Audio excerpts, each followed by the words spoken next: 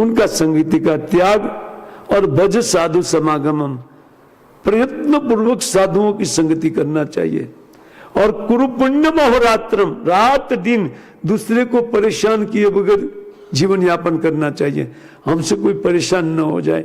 शाम को हिसाब किताब डायरी में देखना चाहिए कि आज किसी को किस किस को परेशान किया ना, वहां जा करके हरि बोल प्रभु जी, है ना, मुझे क्षमा यातना कर लेना, क्योंकि आगे वही प्रकृति रिएक्ट करेगी हमको।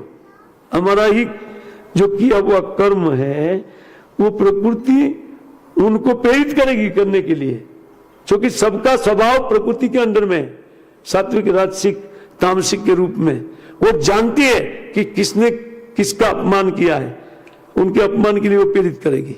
उसका बेचारा का दोष नहीं है, दोष हमारा है जो हमको अपमान करता है। इसलिए ये शरीर मिला है सहन करने के लिए।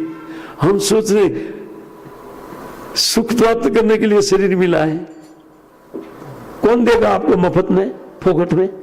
कोई चार्ज तो दिया नहीं, शरीर का कोई चार्ज दिया?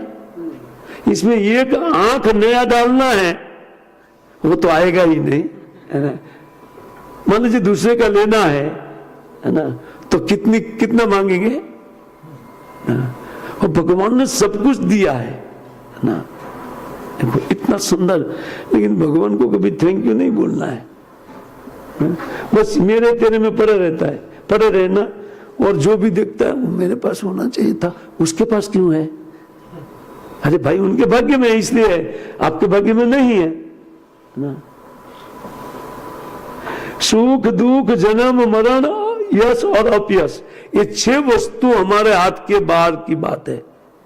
इसके लिए इनके लिए जो प्रयत्न करते हैं ना वो मूर्ख, लेकिन वो तब तक प्रयत्न करता रहेगा जब तक स्व पर भेद है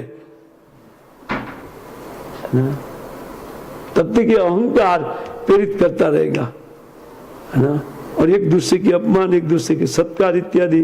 तो जिन्होंने सत्कार किया है वो सत्कार करेगा, जिन्होंने, तो ये तो भगवत अधीन है।